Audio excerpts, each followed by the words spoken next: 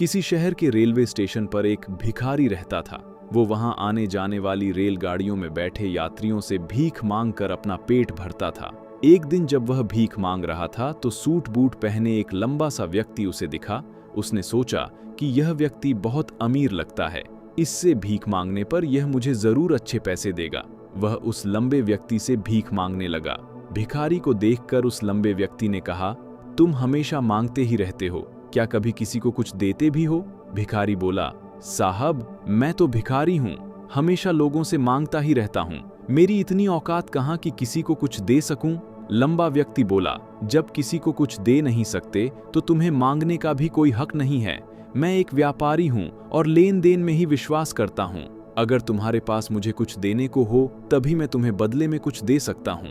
इतना कहने के बाद वह लंबा आदमी ट्रेन में बैठकर चला गया। इधर भिखारी उसकी कही गई बात के बारे में सोचने लगा। उस लंबे व्यक्ति के द्वारा कही गई बात उस भिखारी के दिल में उतर गई। वह सोचने लगा कि शायद मुझे भीख में अधिक पैसा इसलिए नहीं मिलता क्योंकि मैं उसके बदले में किसी को कुछ दे नहीं पाता हूँ। लेकिन मैं तो भिखारी हूँ, किसी को कुछ देने लायक भी नहीं हूँ। लेकिन कब तक मैं लोगों को बिना कुछ दिए केवल मांगता ही रहूंगा?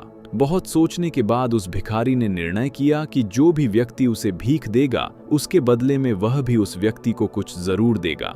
लेकिन अब उसके दिमाग में यह प्रश्न चल रहा था कि वह खुद भिखारी है तो भीख के बदले में वह दूसरों को क्या दे सकता है। इस बात को सोचते हुए 2 दिन हो गया, लेकिन उसे अपने प्रश्न का कोई उत्तर नहीं मिला था। तीसरे दिन जब वह स्टेशन के पास बैठा हुआ था तभी उसकी नजर कुछ फूलों पर पड़ी जो स्टेशन के आसपास के पौधों पर खिल रहे थे। उसने सोचा, क्यों ना मैं लोगों को भीख के बदले कुछ फूल दे दिया करूं। उसको अपना यह विचार अच्छा लगा और उसने वहां से कुछ फूल तोड़ लिए। अब वह ट्रेन में भीख मांगने पहुंचा। अब जब भी कोई उसे भीख देता तो उसके बदले में वह भीख देने वाले को कुछ फूल दे देता। उन फूलों को लोग खुश होकर अपने पास रख लेते थे। अब भिखारी रोज फूल तोड़ता और भीख के बदले में उन फूलों को लोगों में बांट देता था। कुछ ही दिनों में उसने महसूस किया कि अब उसे बहुत अधिक लोग भीख देने लगे हैं। वह स्टेशन के पास के सभी फूलों को तोड़ लाता था। जब तक उसके पास फूल रहते थे तब तक उसे बहुत से लोग भीख देते थे, लेकिन जब फूल बांटते बांटते खत्म हो जाते तो उसे भीख भी नहीं मिलती थी। अब रोज ऐसा ही चलता रहा।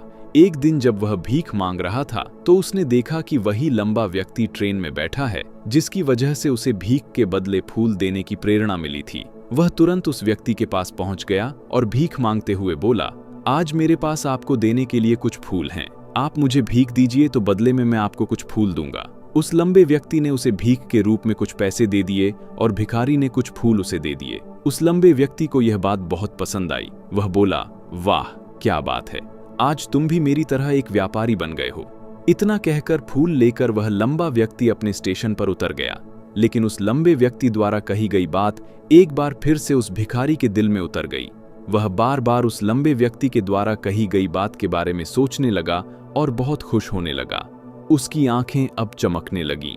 उसे लगने लगा कि अब उसके हाथ सफलता की वह चाबी लग गई है जिसके द्वारा वह अपने जीवन को बदल सकता हूं। वह तुरंत ट्रेन से नीचे उतरा और उत्साहित होकर बहुत तेज आवाज में ऊपर आसमान की तरफ देखकर बोला, मैं भिखारी नहीं हूं, मैं तो एक व्यापारी हूं, मैं भी अमीर बन सकता हूं। लोगों ने उसे देखा तो सोचा कि शायद यह भिखारी पागल हो गया है और अगले दिन से वह भिखारी उस स्टेशन पर फिर कभी नहीं दिखा। लेकिन 6 महीने बाद इसी स्टेशन पर 2 व्यक्ति सूट बूट पहने हुए यात्रा कर रहे थे। दोनों ने एक दूसरे को देखा तो उनमें से एक ने दूसरे से हाथ मिलाया और कहा, क्या आपने मुझे पहचाना? दूसरा व्यक्ति बोला, नहीं, क्योंकि मेरे हिसाब से हम लोग पहली बार मिल रहे हैं। पहला व्यक्ति बोला, नहीं, आप याद कीजिए, हम पहली बार नहीं बल्कि तीसरी बार मिल रहे हैं। दूसरा व्यक्ति बोला, मुझे याद नहीं, वैसे हम पहले 2 बार कब मिले थे? अब पहला व्यक्ति मुस्कुराया और बोला, हम पहले भी 2 बार इसी ट्रेन में मिले थे। मैं वही भिखारी हूं जिसको आपने पहली मुलाकात में बताया कि मुझे जीवन में क्या करना चाहिए और दूसरी मुलाकात में बताया कि मैं वास्तव में कौन हूं। दूसरा व्यक्ति मुस्कुराया और अचंभित होते हुए बोला, ओ याद आया, तुम वही भिखारी हो जिसे मैंने एक बार भीख देने से मना कर दिया था और दूसरी बार मैंने तुमसे कुछ फूल खरीदे थे। लेकिन आज तुम ये सूट बूट में कहाँ जा रहे हो और आजकल क्या कर रहे हो? तब पहला व्यक्ति बोला, हाँ, मैं वही भिखारी हूँ, लेकिन आज मैं फूलों का एक बहुत बड़ा व्यापारी हूँ और इसी व्यापार के काम से ही दूसरे शहर जा रहा हूँ। कुछ देर रुकने के बाद वह फिर बोला, आपने मुझे पहली मुलाकात में प्रकृति का वह नियम बताया था जिसके अनुसार हमें तभी कुछ मिलता है जब हम कुछ देते हैं। लेन देन का यह नियम वास्तव में काम करता है। मैंने यह बहुत अच्छी तरह महसूस किया है, लेकिन मैं खुद को हमेशा भिखारी ही समझता रहा। इससे ऊपर उठकर मैंने कभी सोचा ही नहीं। और जब आपसे मेरी दूसरी मुलाकात हुई तब आपने मुझे बताया कि मैं एक व्यापारी बन चुका हूँ। अब मैं समझ चुका था कि मैं वास्तव में एक भिखारी नहीं बल्कि व्यापारी बन चुका हूँ। मैंने समझ लिया था कि लोग मुझे इतनी भीख क्यों दे रहे हैं, क्योंकि वह मुझे भीख नहीं दे रहे थे बल्कि उन फूलों का मूल्य चुका रहे थे। सभी लोग मेरे फूल खरीद रहे थे क्योंकि इससे सस्ते फूल उन्हें कहाँ मिलते। मैं लोगों की नज़रों में एक छोटा व्यापारी था, लेकिन मैं अपनी नज़रों में एक भिखारी ही था। आपके बताने पर मुझे समझ आ गया कि मैं एक छोटा व्यापारी हूँ। मैंने ट्रेन में फूल बांटने से जो पैसे इकट्ठे किए थे उनसे बहुत से फूल खरीदे और फूलों का व्यापारी बन गया। यहाँ के लोगों को फूल बहुत पसंद हैं और उनकी इसी पसंद ने मुझे आज फूलों का एक बहुत बड़ा व्यापारी बना दिया। दोनों व्यापारी अब खुश थे और स्टेशन आने पर साथ उतरे और अपने अपने व्यापार की बात करते हुए आगे बढ़ गए। दोस्तों, इस कहानी से हमें बहुत कुछ सीखने को मिलता है। कहानी में लंबा व्यापारी गिव और टेक के नियम को बहुत अच्छे तरह जानता था। दुनिया के सभी बड़े व्यापारी इसी जीवन के नियम का उपयोग करके सफल हुए हैं। इस फार्मूले को उसने भिखारी को भी बताया।